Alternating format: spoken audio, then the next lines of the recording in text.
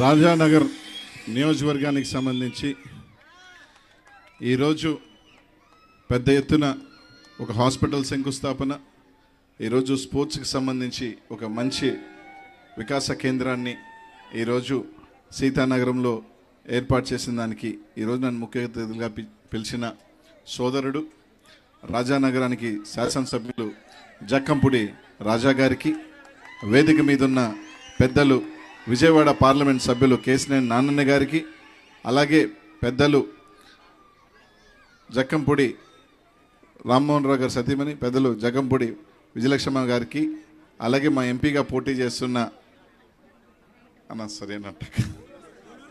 శ్రీనివాసన్న గారికి, గణేష్కి, ఇంకా మిగతా వేదిక మీద ఉన్న, అలాగే స్పోర్ట్స్ నుంచి టేబుల్ టెన్నిస్లో మంచి ఇది చేసిన నాయనా జైస్వాల్ గారికి, ఇంకా వేదిక మీద ఉన్న పెద్దలకి, ఇక్కడ నుంచి రాజానగరం నుంచి నలుమూలల నుంచి వచ్చేసిన వైఎస్ఆర్ కాంగ్రెస్ పార్టీ నాయకులకి, కార్యకర్తలందరికీ కూడా పేరు పేరున ధన్యవాదాలు తెలియజేసుకుంటున్నాను.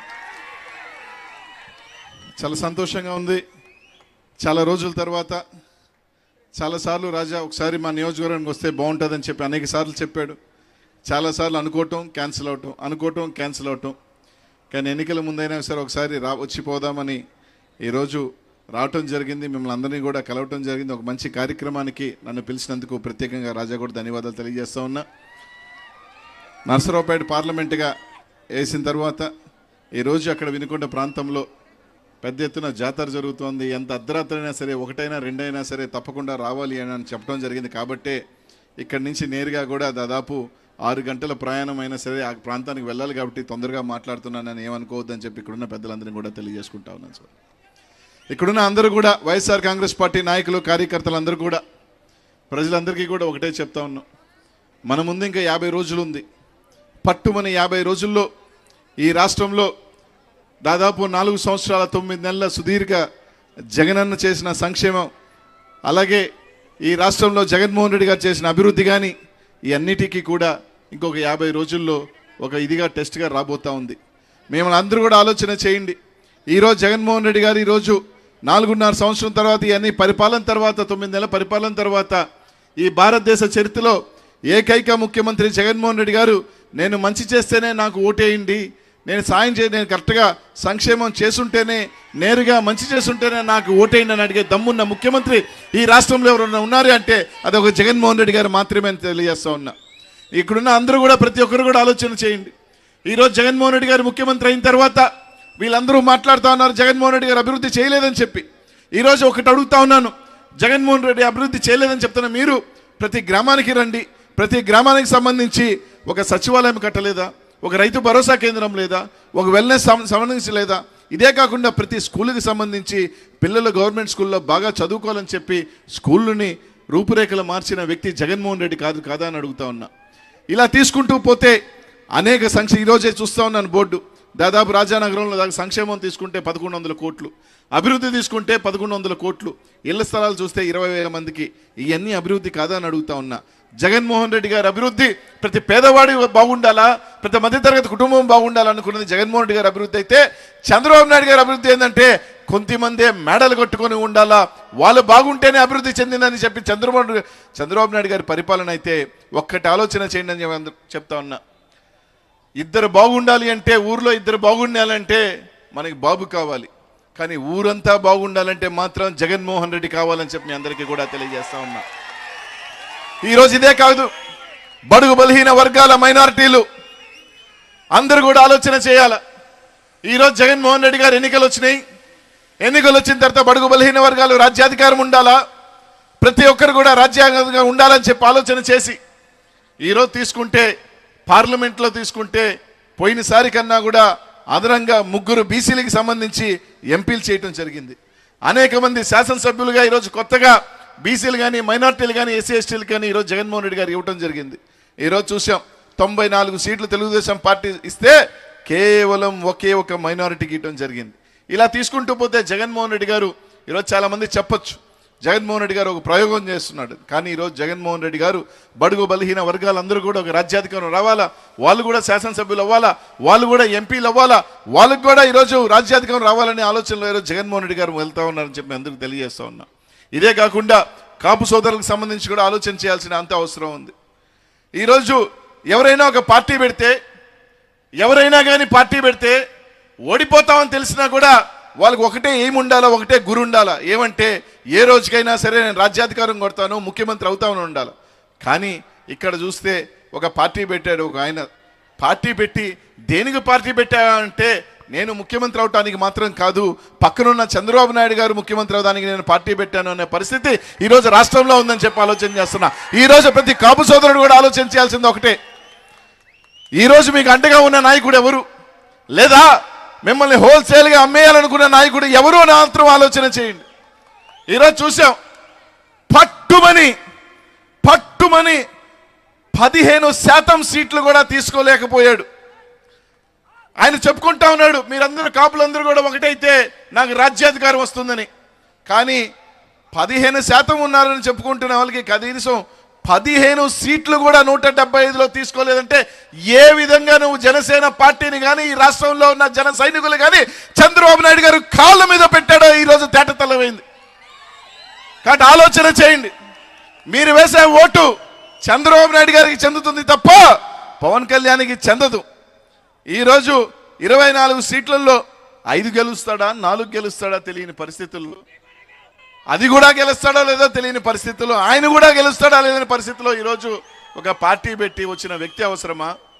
ఈరోజు రాష్ట్రంలో కేవలం నేను చేసిన మంచి పని, నేను చేసిన సంక్షేమాన్ని నమ్ముకొని ఈ రాష్ట్రంలో ఒకే ఒక్కడిగా వస్తా, నాకు పొత్తులు అవసరం లేదు, నా పొత్తు ఎవరైనా ఉందంటే ఈ రాష్ట్రంలో ఉన్న ప్రజలే అని చెప్పి వచ్చిన జగన్మోహన్ రెడ్డి గారు అవసరమా అని అడుగుతా ఉన్నా.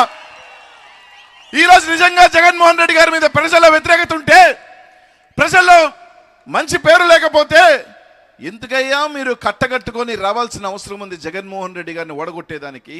కేవలం ఒకరుగా వచ్చి కొట్టవచ్చు కదా. ఈరోజు చూస్తూ ఉన్నాం, ఒకవైపు జగన్మోహన్ రెడ్డి గారు ఉంటే ఈరోజు చంద్రబాబు నాయుడు గారు ఒక పక్క, పవన్ కళ్యాణ్ గారు ఒక పక్క. ఇది సాలదన్నట్టు ఇక్కడ కూడా కాదని చెప్పి ఢిల్లీకి వెళ్ళి రోజు ఆ బీజేపీని కూడా పొత్తును తీసుకొచ్చేస్తే ఇంకొకరిని కూడా కలుపుకుందామని చెప్పి బీజేపీ ఒక పక్క. ఇది చాలదన్నట్టు కుట్రపూరితంగా ఆ కాంగ్రెస్ పార్టీతో చేతులు కలిపి కుటుంబాల్లోనే ఒకరిని చీల్చి ఏదో విధంగా జగన్మోహన్ రెడ్డి గారిని ఓట్లు చీలిస్తే మళ్ళీ మనం నక్కలాగా గద్దెనెక్కదామని ఆలోచన చేస్తున్న నాయకులు కూటమంతా ఒకవైపు అయితే, ప్రజల్ని నమ్ముకొని మిమ్మల్ని నమ్ముకున్న నాయకుడు జగన్మోహన్ రెడ్డి గారు ఒకవైపు అని చెప్పి తెలియజేస్తా ఉన్నా. ఈరోజు ప్రతి ఒక్కరు కూడా ఆలోచన చేయండి. వాళ్ళే చెప్తా ఉన్నారు, సంక్షేమం మేము వచ్చిన తర్వాత వాలంటీర్ వ్యవస్థని తీసివేస్తామని చెప్తా ఉన్నారు. నేను అనేక సభల్లో చెప్పా, ఇక్కడున్న పేదవాళ్ళందరికీ కూడా చెప్తా ఉన్నా, మా నాయకులు, మా జెడ్పీటీసీలు, మా కార్పొరేటర్లు, లేకపోతే కౌన్సిలర్లు, సర్పంచులు కొన్ని రాష్ట్రంలో బాధపడచ్చు. కానీ ఒక 5,000 మందో 10,000 మందో ఈ విధంగా బాధపడవచ్చు. కానీ ఈరోజు జగన్మోహన్ రెడ్డి గారు కొన్ని లక్షల మంది పేదవాడి ఆత్మగౌరవం పెంచిన వ్యక్తి జగన్మోహన్ రెడ్డి గారు అని చెప్తా ఉన్నా. ఎలా అని మీరు అడగచ్చు. ఇక్కడున్న అక్క చెల్లెమ్మలను అడుగుతా ఉన్నా, అవ్వ తాతలను అడుగుతా ఉన్నా, అమ్మ మీరు పెన్షన్ కావాలంటే జన్మభూమి కమిటీ లాంటి నాయకుల దగ్గరికి వెళ్ళారా? లేకపోతే మీ అన్న, మీ బిడ్డ జగన్ అన్న నేరుగా వాలంటీర్ని పంపించి మీకు పెన్షన్ కావాలా, అమ్మఒడి కావాలా, సయుద్ధ కావాలా, సైద్ కావాలని చెప్పి నేరుగా మీ ఇంటికి పంపించి ఏ నాయకుడు ముందు చెయ్యి చాచాల్సిన అవసరం లేకుండా మీ గడపకే పంపించిన జగన్మోహన్ రెడ్డి గారు కావాలని అడుగుతా ఉన్నా. ఈరోజు మీరు ఎవరైనా ఏ నాయకుడైనా వచ్చి నేను పెన్షన్ ఇచ్చాను, నేను చేయూత ఇచ్చాను, నేను ఆసరా ఇచ్చాను చెప్పుకోవాల్సిన అవసరం లే. మీరు సర్వగర్వంగా మా బిడ్డ, మా అన్న, మా తమ్ముడు జగన్ అన్న నేరుగా వాలంటీర్ని పంపించాడు, మా ఇంటికి నేరుగా ఇచ్చాడని తలెత్తుకొని ఆత్మగౌరవాన్ని ఈరోజు రాష్ట్రంలో ప్రతి పేదవాడికి పెంచిన వ్యక్తి జగన్మోహన్ రెడ్డి గారు అని చెప్పి తెలియజేస్తా ఉన్నా. అలా కాకుండా వాలంటీర్ని తీసివేసి పెన్షన్ అయితే మళ్ళీ 10 గంటలకు దాదాపు 10 గంటలు 12 గంటల పాటు ఏ స్కూల్కి వెళ్ళి వేచి ఉండి ఈరోజు ఇస్తారా, రేపు ఇస్తారా, ఎల్లుండి ఇస్తారా అని పెన్షన్ కాపు కావాల్సిన అవసరం ఆ ప్రభుత్వం, రేపు రాబోయే ప్రభుత్వం, వాళ్ళు అనుకుంటున్న ప్రభుత్వం కావాలని అడుగుతా ఉన్నా. కాబట్టి ఆలోచన చేయండి అమ్మా, మీరు అందరూ కూడా, ఇక్కడున్న అందరూ కూడా. జగన్మోహన్ రెడ్డిని రేపు 2024లో ఇక్కడున్న బడుగు బలహీన వర్గాలందరూ కూడా చేయి పట్టుకొని తీసుకొని వెళ్ళాల్సిన బాధ్యత మనందరి మీద ఉంది. ఈరోజు ఒకవేళ జగన్మోహన్ రెడ్డి గారు మా అందరికీ కానీ ఎంపీలు లేకపోతే ఇంకో పదవులు ఇవ్వాల్సిన అవసరం లేదు, కానీ వీళ్ళందరూ ఎదిగితేనే నిజమైన రాజ్యాంగ స్ఫూర్తి ఉంటుందని ఆలోచన చేసిన వ్యక్తి జగన్మోహన్ రెడ్డి గారు అని చెప్పి ఈరోజు మీ అందరికీ కూడా తెలియజేస్తా ఉన్నా. అలా కాదు మేము జగన్మోహన్ రెడ్డి గారికి ఓటు వేయం, మేము మళ్ళీ పొరపాటు చేస్తాం, మేము మళ్ళీ కూడా మాకు పెన్షన్లు కావాలంటే స్కూల్ దగ్గర వేచి ఉంటాం, మాకు పథకాలు కావాలంటే నాయకుల చుట్టూ ఆఫీసర్ల చుట్టూ తిరగాల్సిన పరిస్థితి కావాలని మీరు అందరూ కూడా ఆలోచన చేయాల్సిన అవసరం ఎంతో ఉంది. జగన్ అన్నని గెలిపించుకోవాల్సిన బాధ్యత ప్రతి ఒక్కరి మీద ఉంది. ఇంకొక 50 రోజులు పట్టుమని అయిపోయిన తర్వాత ఈరోజు ఇక్కడి నుంచి చెప్తా ఉన్నానమ్మా, పవన్ కళ్యాణ్ కూడా చెప్తా ఉన్నా, రేపు జరగబోయే సత్యం ఏంటంటే ఆయనకు పట్టుమని 2 వస్తాయో 3 వస్తాయో తెలియదు. చంద్రబాబు నాయుడు గారు ఎట్లా తెలివిగల్లోడంటే ఎలాగో ఓడిపోతా ఉన్నాం, ఓడిపోగానే ఒకరు కావాలని నెపం ఎత్తుక్కునేదానికి నేను ఎందుకు ఓడిపోయాను అని. ఎన్నికలు అయిపోగానే ఓటమి ఎలాగో చవి చూస్తాడు, ఓడిపోయిన తర్వాతల్లా నేను పొత్తు పెట్టుకొని తప్పు చేశాను, పవన్ కళ్యాణ్ వల్లే ఓడిపోయాను, లేకపోతే అధికారం వచ్చిండేవాళ్ళని చెప్పి ఆ పవన్ కళ్యాణ్ మీద నెత్తినేస్తాడు. రేపు రాబోయేది కూడా అదే. ఆయన భీమవరంలో పోటీ చేస్తాడు, ఎక్కడ పోటీ చేస్తాడో ఫస్ట్ పవన్ కళ్యాణ్ ఓడగొట్టేస్తాడు. చూసారా, నేను పొత్తు పెట్టుకున్నా, ఈ పవన్ కళ్యాణ్ గెలవలేదు, అనవసరంగా పొత్తు పెట్టుకున్నాను, పొత్తు పెట్టుకోలేకపోయింటే నేను ముఖ్యమంత్రి అయినవాడిని, పొత్తు పెట్టుకున్నాను కాబట్టి నేను ఓడిపోయాను అని చెప్పి ఆ పవన్ కళ్యాణ్ నట్టేంట ముంచబోయే వ్యక్తి చంద్రబాబు నాయుడు గారు. ఆయనకి ముందు చూపుంది కాబట్టి, ఎవడో ఒకటి కావాలి కాబట్టి పక్కన పవన్ కళ్యాణ్ సంకలేసుకొని తిరుగుతూ ఉన్నాడని చెప్పి మీ అందరికీ కూడా తెలియజేస్తున్నానమ్మా. కాబట్టి అందరూ కూడా ఆలోచన చేయండి. రేపు రాబోయే 50 రోజులు వైఎస్ఆర్ కాంగ్రెస్ పార్టీ నాయకులందరికీ కూడా ఒక యుద్ధం లాంటిదే. అంతమంది కట్టకట్టుకొని వచ్చినప్పుడు జగన్మోహన్ రెడ్డి గారిని గెలిపించుకోవాల్సిన బాధ్యత మనందరి మీద ఉంది. ఈ నియోజకవర్గంలో మంచి మెజార్టీతో రాజాని సౌమ్యుడు, నిజంగా చెప్పాలి అంటే చాలా నెమ్మదస్తుడు, బాగా అంటే ఇక్కడ ఎలా ఉంటాడో నాకు తెలియదు కానీ అసెంబ్లీలో కానీ ఎక్కడైనా కానీ మంచి మనసున్న వ్యక్తి, బాగా సౌమ్యుడు, ఇదిగా ఉండే కుటుంబం. ఆ కుటుంబం రాజశేఖర రెడ్డి గారికి అతి తక్కువ మంది కుటుంబాలలో ఎక్కువ ఆత్మీయత ఉండే కుటుంబం జక్కంపూడి కుటుంబం, వైఎస్ఆర్ కుటుంబం. అదే కుటుంబం రాజశేఖర రెడ్డి గారు చచ్చిపోయిన తర్వాత జగన్మోహన్ రెడ్డి గారు వెంట నడుస్తూ ఈరోజు ముందుకు సాగుతున్న కుటుంబం. ఆ కుటుంబం నుంచి రేపు రాబోయే ఎన్నికల్లో అత్యధిక మెజారిటీ ఇవ్వాల్సిన బాధ్యత మీ అందరి మీద ఉంది. ఈ రోజే ఒక మంచి రోజు, డంకా బజాయించినట్టు మెజారిటీ ఎంత అని ఎత్తుకోవాల్సిన పరిస్థితి ఈరోజు రాజాకు వచ్చేసింది. ఎందుకంటే అభ్యర్థి ప్రకటించేశారు, గ్లాసు పగలపోతా ఉంది రాజానగరంలో. అన్న చెప్పినట్టు గ్లాసు సింకులో పోతా ఉంది, ఓట్లు ఫ్యాన్కి 5లో తిరగబోతా ఉంది. రాజాని 50,000 పైచీలకు ఓట్లతో గెలవబోతా ఉన్నాడని చెప్పి తెలియజేస్తా ఉన్నా. కాబట్టి అందరూ కూడా ఆలోచన చేసి ప్రతి ఒక్కరూ కూడా చేతిలో వేసి, ఎందుకంటే 50 రోజుల పాటు ప్రతి వైఎస్ఆర్ కాంగ్రెస్ పార్టీ నాయకుడు కానీ ఇక్కడే కాదు ప్రతి ఒక్కరి దగ్గర చిన్న పొరపాట్లకి అలగద్దు. ఈ టైంలోనే ఏమైనా అలుగులు చేసుకోనో లేకపోతే చిన్న పొరపాటు చేసుకోనో యువతలకు దూకునో ఏమవుతుందంటే దానివల్ల తర్వాత బాధపడటం తప్ప ఇంకేమీ ఉండదు.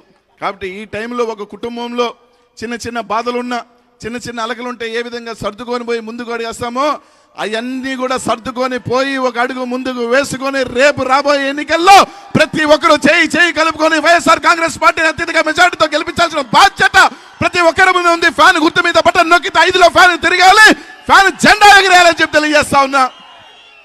అలాగే రాజా సోదరుడు యువకుడు గణేష్ కూడా నేను ఇది 2వసారి రావటం, మధ్యలో తప్పకుండా వీళ్ళందరినీ కూడా ఈ కుటుంబాన్ని ఏ విధంగా తరతరాలు దశాబ్దాలుగా ఆదరిస్తున్నారో మంచి వ్యక్తులుగా రాజా కానీ గణేష్ కానీ ఇంకా కూడా మీరు దీవించి ఇంకొక దశాబ్దాల పాటు కూడా ఆ కుటుంబం ఈ జిల్లాలో ఇంకా మరింత ఎదగాలని భగవంతుడి ఆశీస్సులతో జగన్మోహన్ రెడ్డి ముఖ్యమైన తర్వాత ఇంకా పెద్ద పదవుల్లో కూడా రాజా రావాలని చెప్పి మనస్ఫూర్తిగా కూడా కోరుకుంటూ మీ అందరికీ కూడా ప్రతి ఒక్కరికి కూడా మరోసారి చెప్తా ఉన్నాను, గెలిచిన తర్వాత తప్పకుండా ఆ భగవంతుడి ఆశీస్సులతో జగనన్న ముఖ్యమంత్రి అయిన తర్వాత ఎంపీగా కూడా ఇక్కడికి మళ్ళీ కూడా వచ్చే అవకాశం ఉంటే రాజాని అడుగుతా ఉన్నాను, మళ్ళీ కూడా వస్తానని చెప్పి మీ అందరం కూడా తెలియజేసుకుంటూ ఈ అవకాశం నాకు ఇచ్చిన పెద్దలందరికీ కూడా పేరును కూడా ధన్యవాదాలు తెలియజేసుకుంటున్నాను.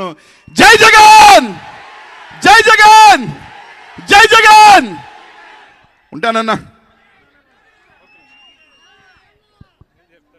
అన్న చిన్న మాటనా, మొన్న పల్నాడులో జరిగిన మీటింగ్ వీడియో చూసానన్నా, ఒక్కసారి వెళ్ళే ముందు రాజానగరం రాజసం కనిపించేలాగా వైఎస్ఆర్ కాంగ్రెస్ పార్టీ పౌరుషం కనిపించేలాగా ఒక్కసారి మీసం తిప్పేళ్ళన్నా, ఒక్కసారి అన్నా, ఒక్కసారి